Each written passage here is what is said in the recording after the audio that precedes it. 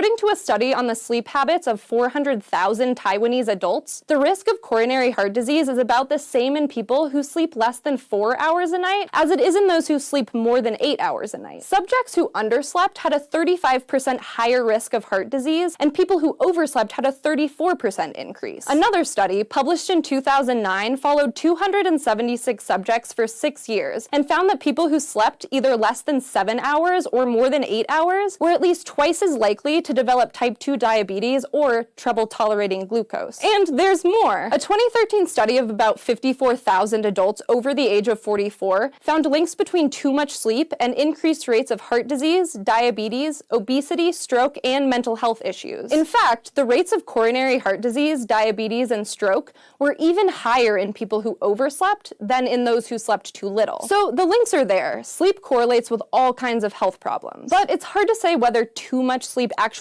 causes these issues. It's totally possible that oversleeping is actually a symptom of things like depression or heart disease, or that there's some other connection. Either way, consistently sleeping too much might be a bad sign.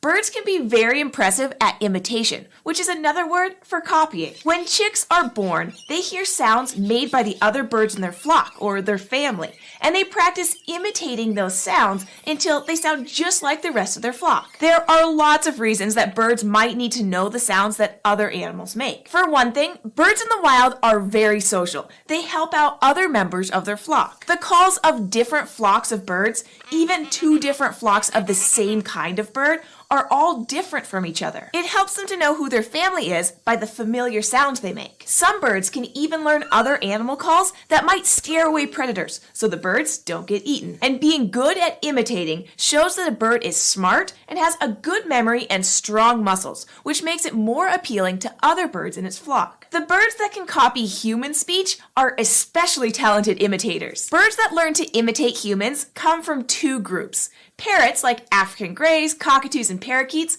and songbirds like minus, starlings, and even crows. They're such good imitators that sometimes they can even fool people. Some pet birds have escaped into the wild and taught the calls they learned from humans to the other birds in their new flock. So sometimes people have gone for a nature walk and heard someone calling out. They looked around for a person only to realize that the birds were the ones talking.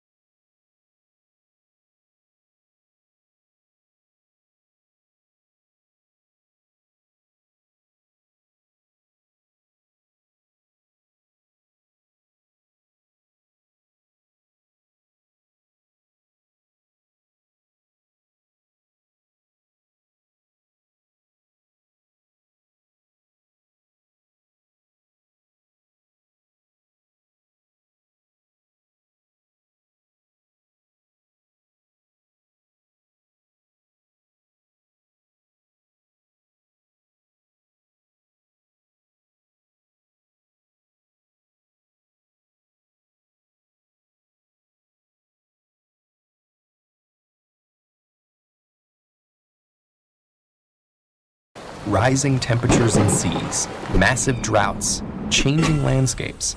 Successfully adapting to climate change is growing increasingly important. For humans, this means using our technological advancement to find solutions, like smarter cities and better water management. But for some plants and animals, adapting to these global changes involves the most ancient solution of all: evolution. Evolutionary adaptation usually occurs along timescales of thousands to hundreds of thousands of years.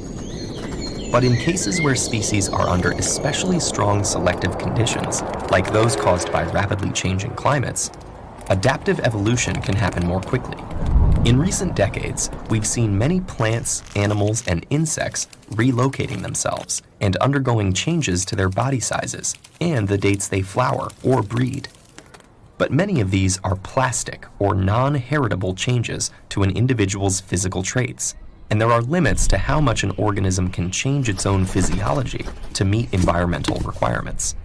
That's why scientists are seeking examples of evolutionary changes coded in species' DNA that are heritable, long-lasting, and may provide a key to their future.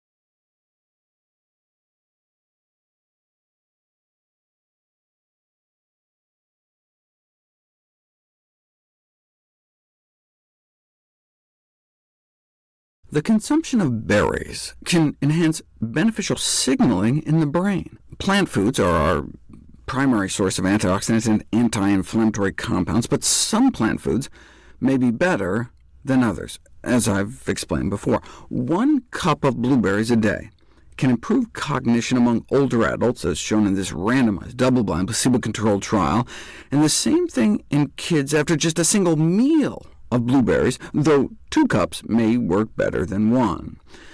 That single hit of berries may also improve mood. A double-blind, placebo-controlled crossover study in which kids are asked a series of questions. Are you very slightly or not at all, a little, moderately, quite a bit, or extremely interested, excited, strong, etc.? Before and after drinking the placebo, no significant change. But 2 hours after consuming about 2 cups of blueberries, their positive mood scores significantly improved. They felt more enthusiastic, alert, inspired, attentive, that kind of thing. That was in young adults, ages 18 through 21. Same thing in 7 to 10-year-old children. Some dangerous new mood-enhancing drug, or Ritalin? No, blueberries, and just after a single meal. Now, blueberries can't do everything. Although a cup of berries certainly appears to improve brain function, no improvement in walking or balance was observed.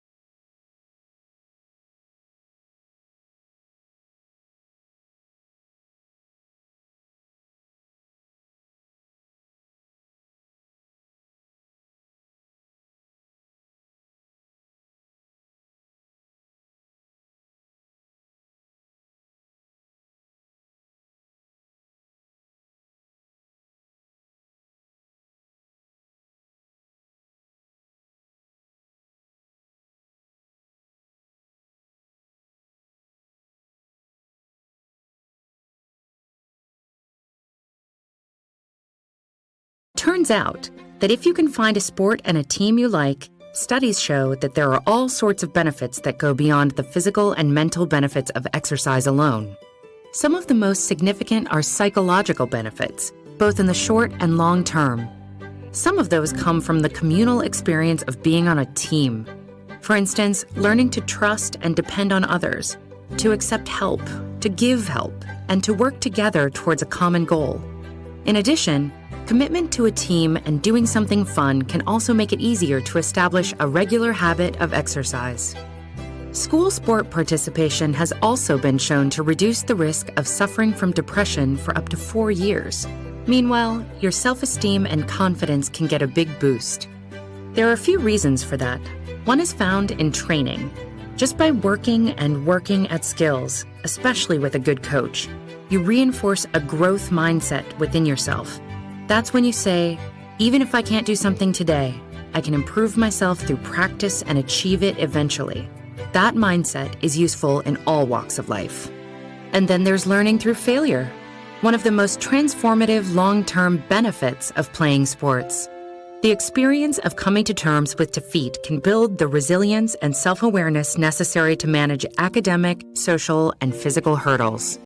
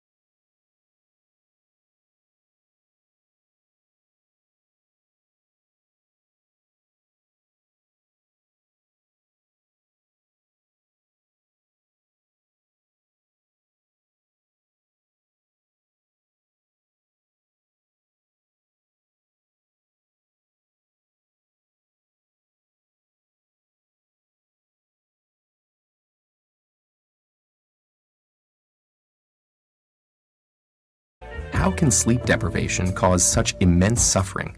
Scientists think the answer lies with the accumulation of waste products in the brain. During our waking hours, our cells are busy using up our day's energy sources, which get broken down into various byproducts, including adenosine.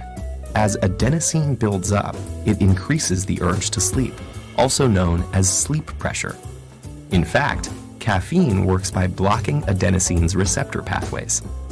Other waste products also build up in the brain, and if they're not cleared away, they collectively overload the brain and are thought to lead to the many negative symptoms of sleep deprivation. So what's happening in our brain when we sleep to prevent this? Scientists found something called the glymphatic system, a cleanup mechanism that removes this buildup and is much more active when we're asleep. It works by using cerebrospinal fluid to flush away toxic byproducts that accumulate between cells.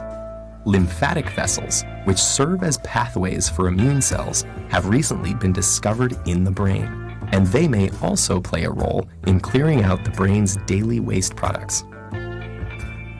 While scientists continue exploring the restorative mechanisms behind sleep, we can be sure that slipping into slumber is a necessity if we want to maintain our health and our sanity.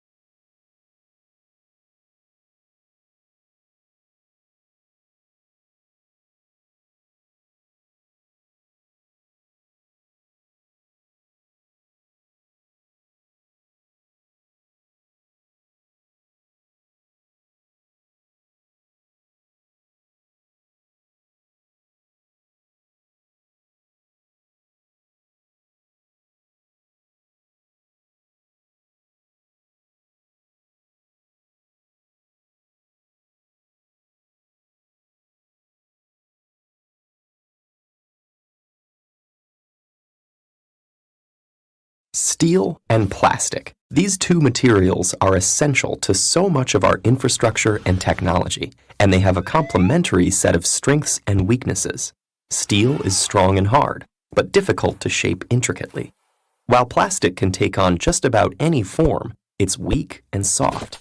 So wouldn't it be nice if there were one material as strong as the strongest steel and as shapeable as plastic? Well, a lot of scientists and technologists are getting excited about a relatively recent invention called metallic glass with both of those properties and more. Metallic glasses look shiny and opaque, like metals. And also like metals, they conduct heat and electricity. But they're way stronger than most metals, which means they can withstand a lot of force without getting bent or dented, making ultra-sharp scalpels and ultra-strong electronics cases, hinges, screws, the list goes on. Metallic glasses also have an incredible ability to store and release elastic energy, which makes them perfect for sports equipment like tennis rackets, golf clubs, and skis. They're resistant to corrosion and can be cast into complex shapes with mirror-like surfaces in a single molding step. Despite their strength at room temperature, if you go up a few hundred degrees Celsius, they soften significantly and can be deformed into any shape you like. Cool them back down, and they regain the strength.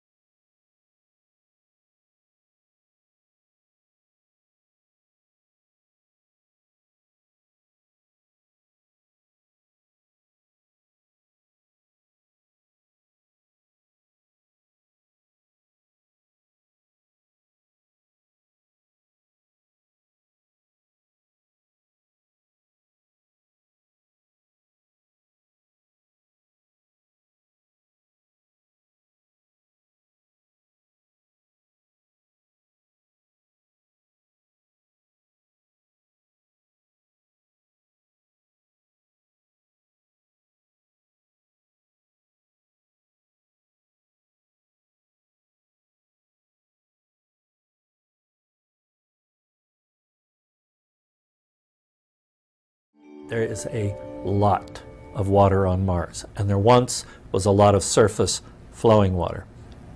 You don't see it because most of it is mixed with the soil, which we call regolith on Mars. So the Martian soil can be anywhere from as little as 1% in some very dry, deserty-like areas to as much as 60% water. One strategy for getting water when you're on Mars is to break up the regolith, which would take something like a jackhammer because it's very cold, it's very frozen. If you can imagine making a frozen brick or a chunk of ice that's mostly soil and maybe half water and half soil, that's what you would be dealing with. So you need to break this up, put it in an oven. As it heats up, it turns to steam. You run it through a distillation tube, and you have pure drinking water comes out the other end.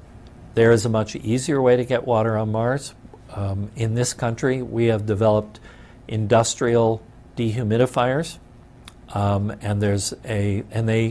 they're very simple machines that simply blow the air in a room or a building across a mineral called zeolite. Zeolite is very common on Earth. It's very common on Mars. And zeolite is kind of like a sponge. It absorbs water like crazy, takes the humidity right out of the air. Then you squeeze it, and out comes the water.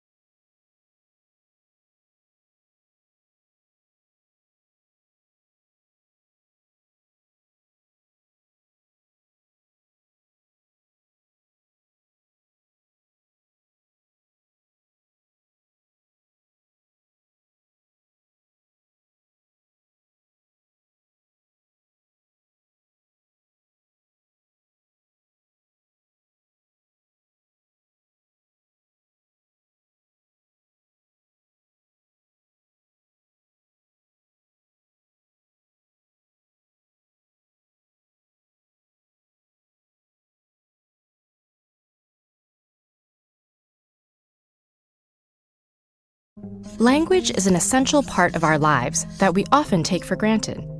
With it, we can communicate our thoughts and feelings, lose ourselves in novels, send text messages, and greet friends. It's hard to imagine being unable to turn thoughts into words. But if the delicate web of language networks in your brain became disrupted by stroke, illness, or trauma, you could find yourself truly at a loss for words.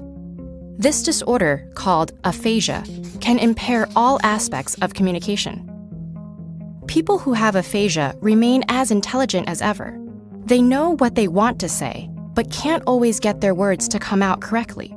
They may unintentionally use substitutions called paraphasias, switching related words like saying dog for cat, or words that sound similar, such as house for horse.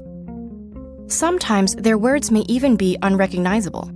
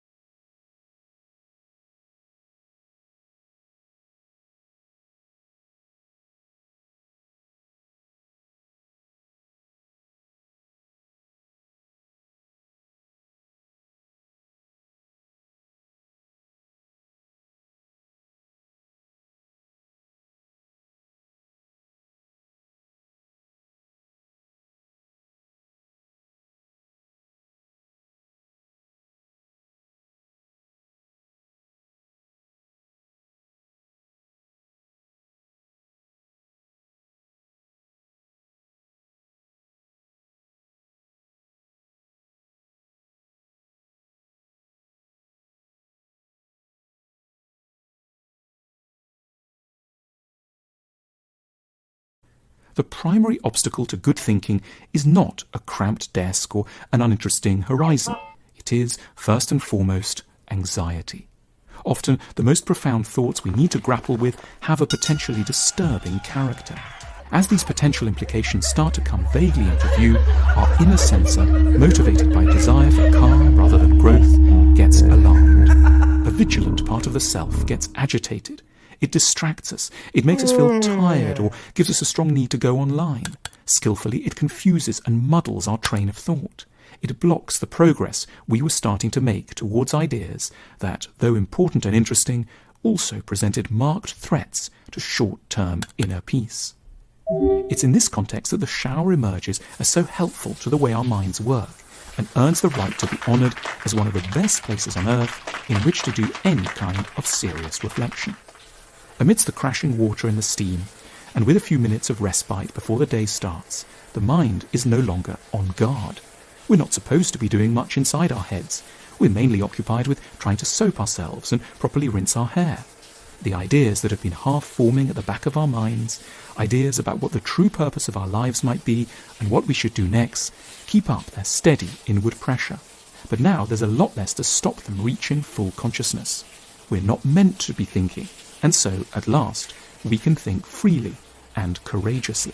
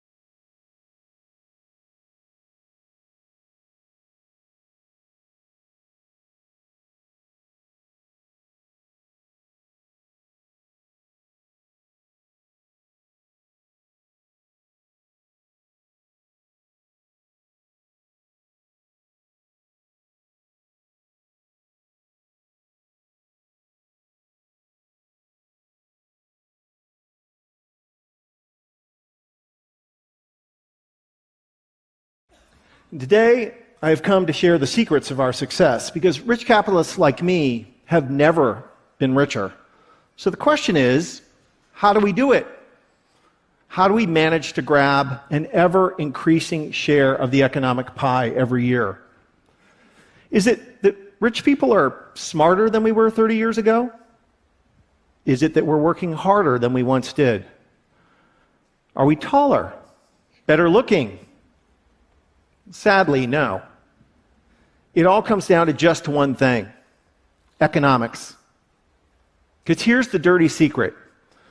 There was a time in which the economics profession worked in the public interest for everyone, but in the neoliberal era, today, they work only for big corporations and billionaires.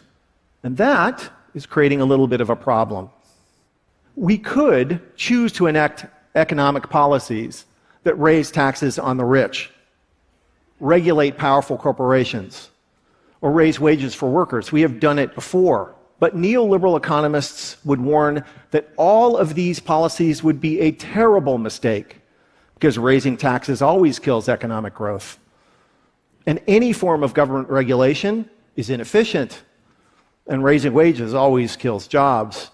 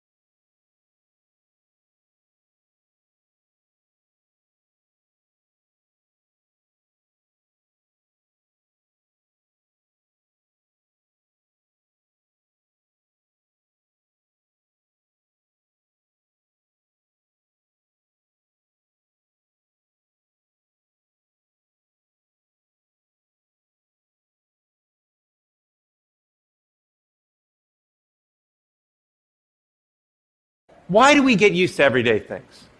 Well, as human beings, we have limited brain power. And so our brains encode the everyday things we do into habits. So we can free up space to learn new things. It's a process called habituation. And it's one of the most basic ways as humans we learn. Now, habituation isn't always bad. Remember learning to drive? I sure do. Your hands clenched at 10 and 2 on the wheel, looking at every single object out there, the cars, the lights, the pedestrians, is a nerve-wracking experience. So much so that I couldn't even talk to anyone else in the car, and I couldn't even listen to music. But then something interesting happened. As the weeks went by, driving became easier and easier. You habituated it. It started to become fun and second nature. And then you could talk to your friends again and listen to music. So there's a good reason why our brains habituate things. If we didn't, we'd notice every little detail all the time. It would be exhausting, and we'd have no time to learn about new things. But sometimes habituation isn't good. If it stops us from noticing the problems that are around us, well, that's bad. And if it stops us from noticing and fixing those problems, well, then that's really bad.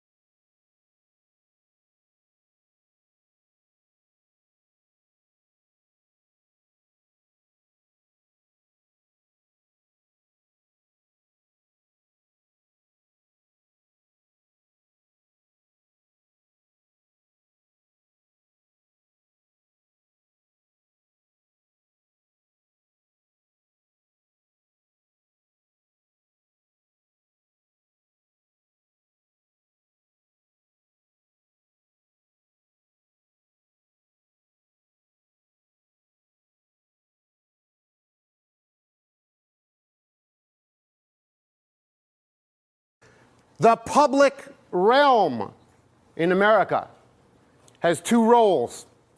It is the dwelling place of our civilization and our civic life, and it is the physical manifestation of the common good.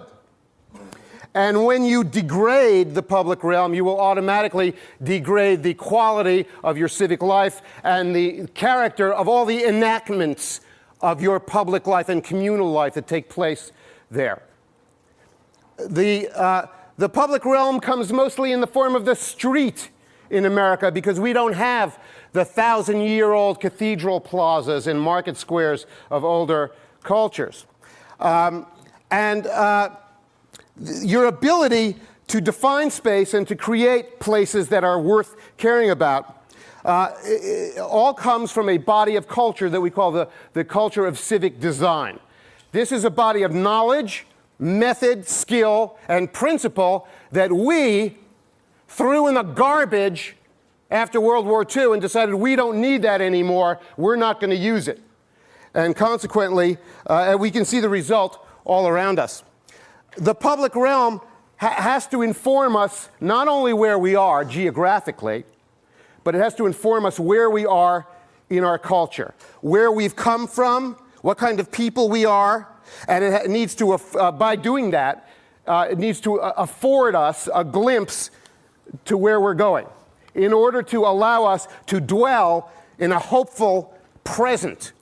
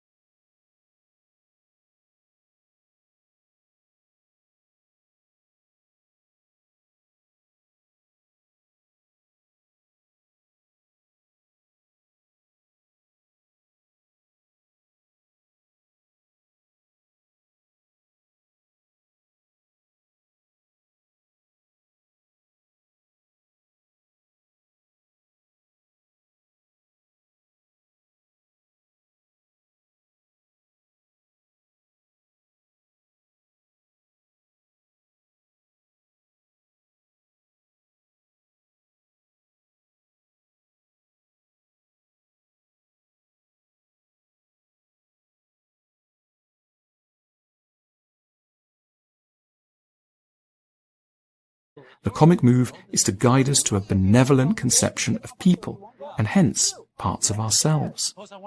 Comedy also does a great job at reducing power imbalances. It's hugely reassuring to see the powerful laughing at themselves. Finding oneself comical is a token of maturity. It means being able to see one's faults without being too defensive about them.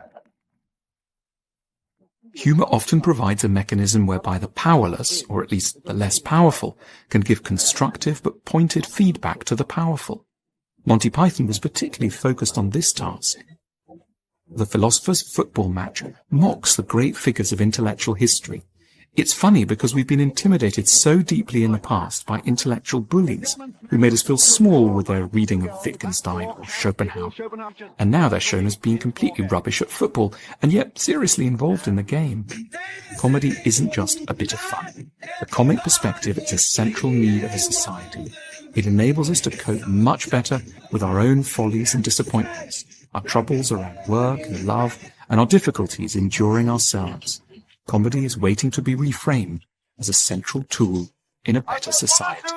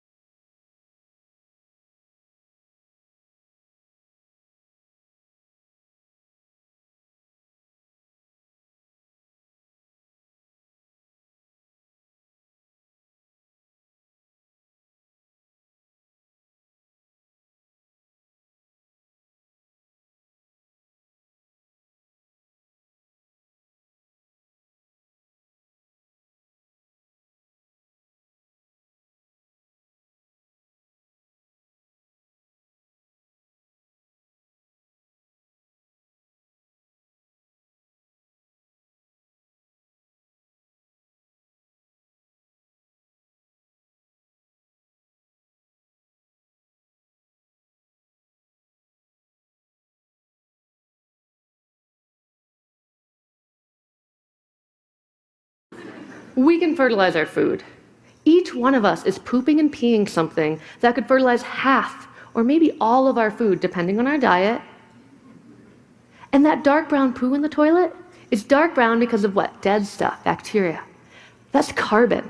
And carbon, if we're getting that into the soil, is going to bind to the other minerals and nutrients in there. Boom, healthier food. Voila, healthier people. And chemical fertilizers, by definition, don't have carbon in it. Imagine if we could move our animal manure and our human manure to our soil. We might not need to rely on fossil fuel-based fertilizers, mine minerals from far away. Imagine how much energy we could save. Now, some of us are concerned about industrial pollutants contaminating this reuse cycle. That can be addressed. But we need to separate our discomfort about talking about poo and pee so we can calmly talk about how we want to reuse it and what things we don't want to reuse. And get this, if we change our approach to sanitation, we can start to slow down climate change. Remember that carbon in the poop? If we can get that into our soil bank, it's going to start to absorb carbon dioxide that we put into the air.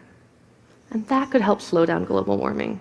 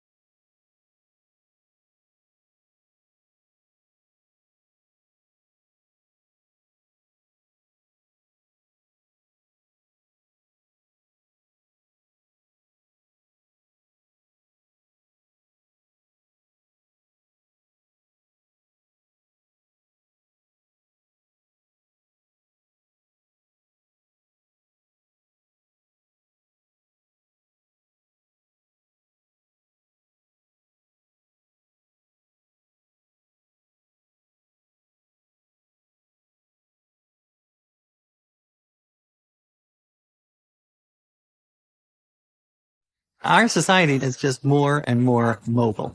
Everything is on the move. I mean, the good part is convenient. You can drink coffee anywhere. You don't have to stay in the diner. You can be in the subway. You can be walking. The bad part is it's harder to savor a coffee when you're taking it on the road. The first patent for a lid on a cup was in 1934, but it was for cold beverages. And in 1950, this guy named James Ruff-Snyder invented the first snap-on lid, but it didn't have an opening for drinking. In the 60s, there was this huge cultural shift where people started drinking coffee on the move. And 7-Eleven was the first to sell coffee to go. And then came this revolution in 1967. A man named Alan Frank invented a lid that you could peel a tab off, like in the shape of a guitar pick, and drink it from there. In 1975, another big advance, you could peel back a tab and attach it to the lid itself. So more and more people started drinking coffee on the go. In 1984, a watershed moment in the history of coffee cup lids, the birth of the Traveler lid. And it is iconic. You've seen it a million times. And it solved a whole host of problems. It's designed so that you don't splash your face because it's higher than any of the other ones. It's got this protruding rim, so it slightly cools the coffee before it hits your lips. It's got a small depression in the center for your nose, so you can really get in there and get maximum aroma. It's got this tiny air hole that lets the steam out and stops it from creating a vacuum. This is one of those objects where you just don't notice it until it dribbles on your lap. So I think the coffee cup lid will just continue to evolve. And you're going to see a move away from single-use plastic lids to lids that are a little more sustainable.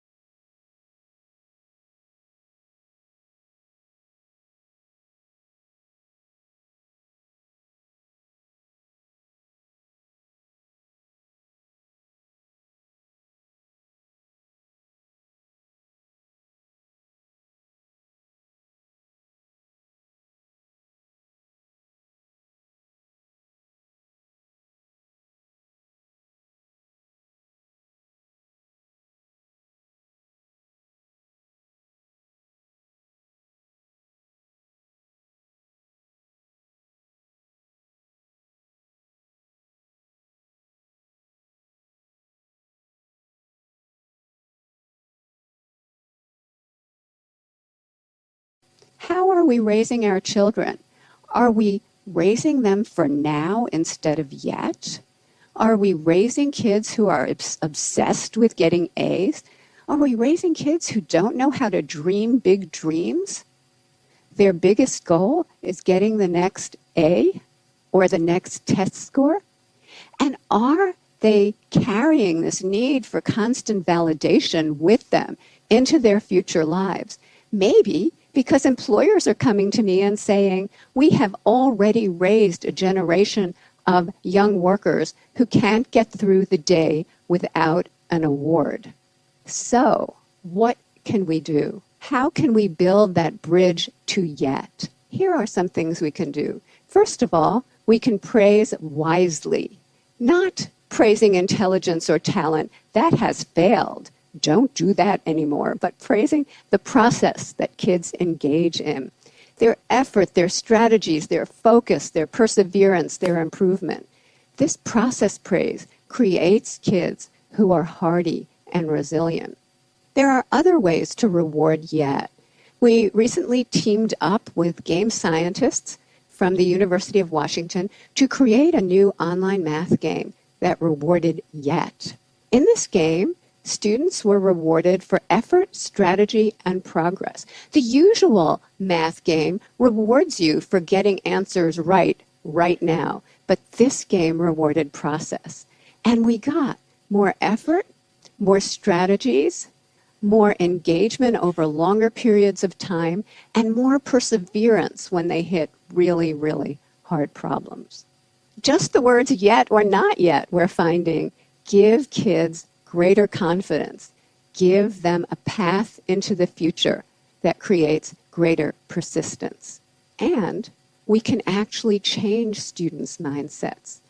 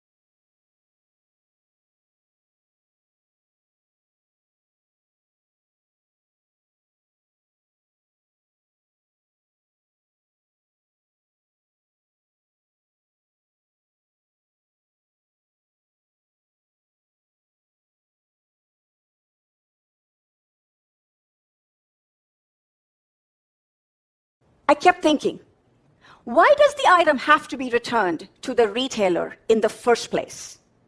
What if there was another way? A win-win for everyone. What if, when a person is trying to return something, it could go to the next shopper who wants it and not the retailer? What if, instead of a return, they could do what I call a green turn? Consumers could use an app to take pictures of the item and verify the condition while returning it. Artificial intelligence systems could then sort these clothes by condition, mint conditioned or slightly used, and direct it to the next appropriate person. Mint conditioned clothes could automatically go to the next buyer, while slightly used clothes could be marked down and offered online again. The retailer can decide the business rules on the number of times a particular item can be resold. All that the consumer would need to do is obtain a mobile code, take it to the nearest shipping place to be packed and shipped, and off it goes from one buyer to the next, not the landfill. Now you will ask, would people really go through all this trouble? I think they would, if they had incentives, like loyalty points or cashback. Let's call it green cash. There would be a whole new opportunity to make money from this new customer base looking to buy these returns. This system would make a fun thing like shopping a spiritual experience that helps save our planet.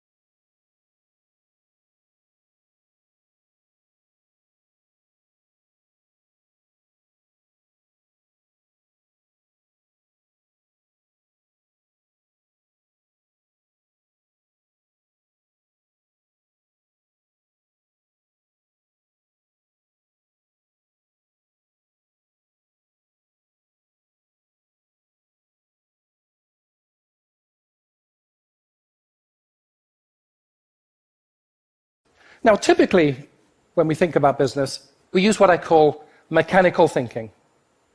We set goals, we analyze problems, we construct and we adhere to plans, and more than anything else, we stress efficiency and short-term performance. And don't get me wrong, this is a splendidly practical and effective way of addressing relatively simple challenges in relatively stable environments. It's the way that Bob, and probably many of us, myself included, process most business problems we're faced with every day. In fact, it was a pretty good mental model for business overall until about the mid-1980s, when the conjunction of globalization and a revolution in technology and telecommunications made business far more dynamic and unpredictable. But what about those more dynamic and unpredictable situations that we now increasingly face? I think in addition to the mechanical thinking, we now need to master the art of biological thinking, as embodied by our 6 principles. In other words, we need to think more modestly and subtly about when and how we can shape, rather than control, unpredictable and complex situations.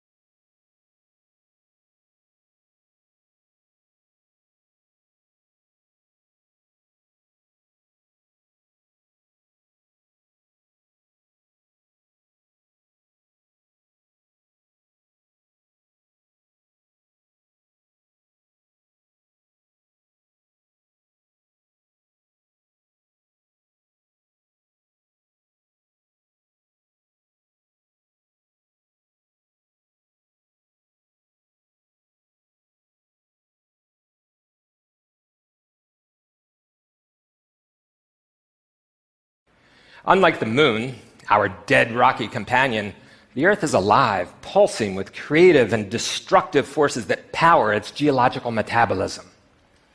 Lunar rocks brought back by the Apollo astronauts all date back to about the age of the solar system. Moon rocks are forever.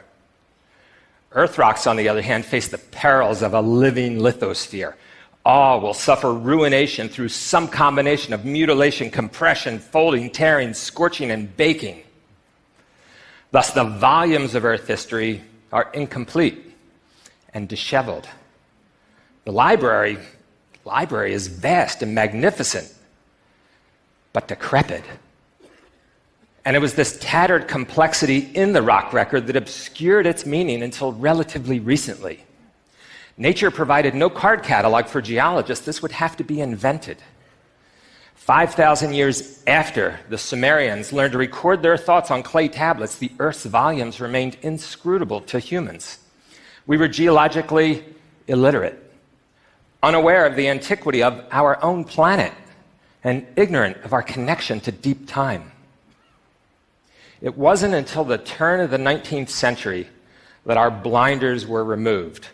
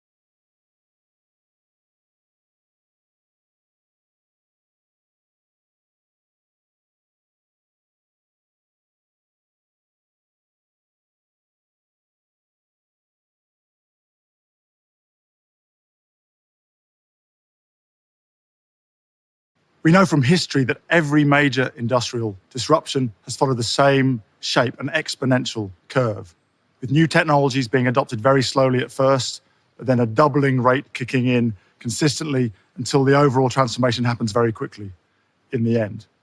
It's a movie we've seen many times before, whether from horses to cars, from valves to transistors, or landlines to mobile phones. And we understand how it works. Initially, the cost of technology is high, but as we learn through volume adoption, the cost goes down and adoption goes up.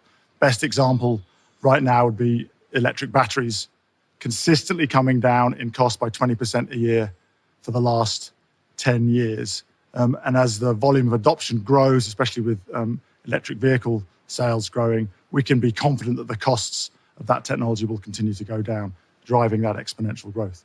We set these exponential goals because we believe in the power of human innovation. Engineers love these goals, these stretch targets. It's what they live for.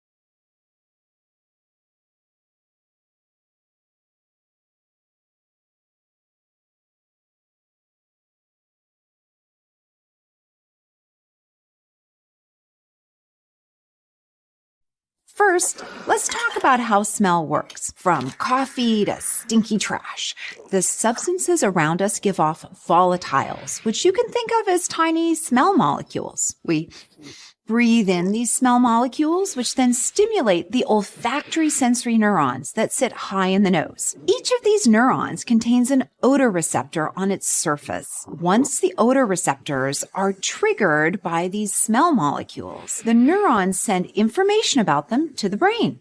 Here's what I think is so cool. The brain not only categorizes that information as a particular odor, it may also begin to associate feelings like pleasure or disgust and other moods and emotions with that odor for future reference. For example, you sniff bacon.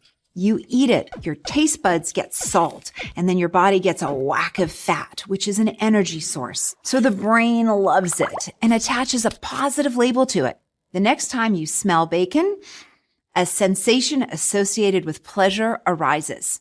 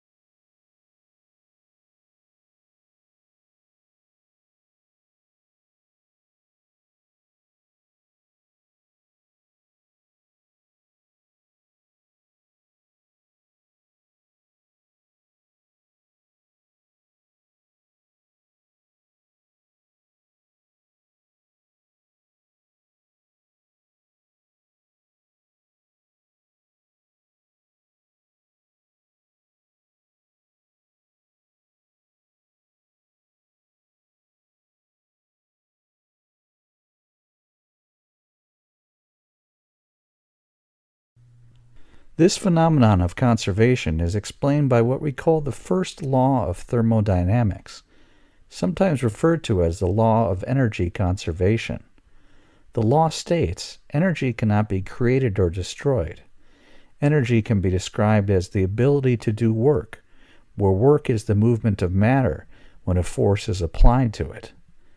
A closed system is a system which no matter or energy is allowed to enter or leave. The first law of thermodynamics tells us that the amount of energy within an ecosystem is constant. It doesn't change. An open system, on the other hand, allows stuff to come in and go out. Since most systems are not closed, the laws of energy conservation can be rephrased to say that the change in the internal energy of the system is equal to the difference between the amount of energy coming in minus the amount of energy going out. In other words, the amount of energy in the system can change, but only if it comes from another system or goes to another system. At any rate, systems, whether they're open or closed, do not create or destroy energy. Rather, energy can enter from one system and leave to another.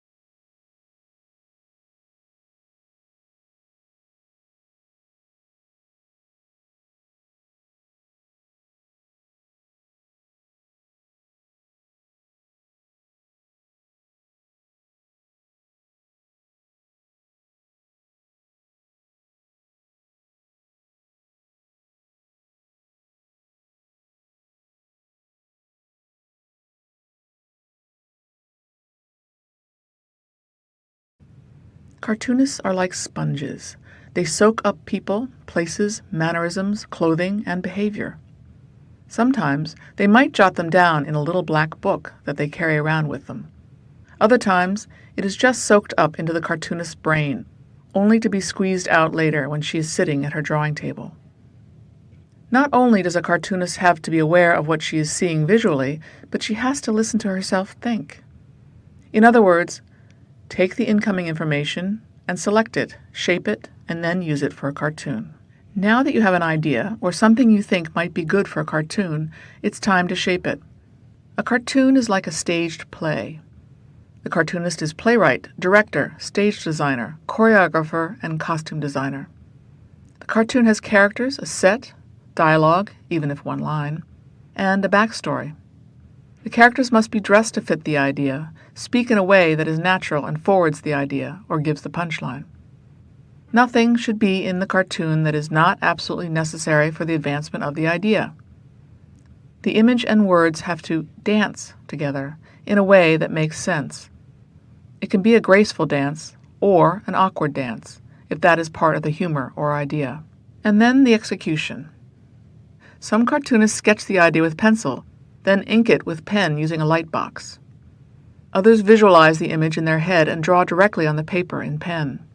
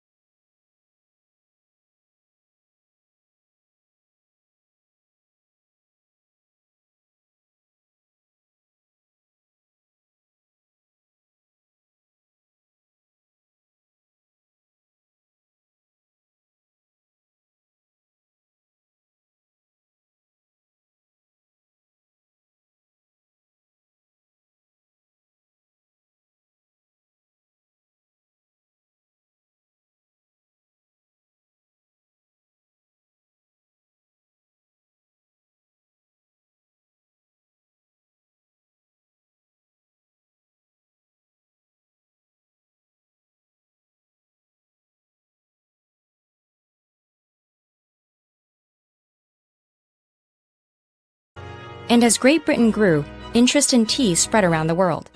By 1700, tea in Europe sold for 10 times the price of coffee, and the plant was still only grown in China. The tea trade was so lucrative that the world's fastest sailboat, the clipper ship, was born out of intense competition between Western trading companies. All were racing to bring their tea back to Europe first to maximize their profits. At first, Britain paid for all this Chinese tea with silver. When that proved too expensive, they suggested trading tea for another substance, opium. This triggered a public health problem within China, as people became addicted to the drug. Then, in 1839, a Chinese official ordered his men to destroy massive British shipments of opium as a statement against Britain's influence over China. This act triggered the First Opium War between the two nations. Fighting raged up and down the Chinese coast until 1842, when the defeated Qing dynasty ceded the port of Hong Kong to the British and resumed trading on unfavorable terms. The war weakened China's global standing for over a century.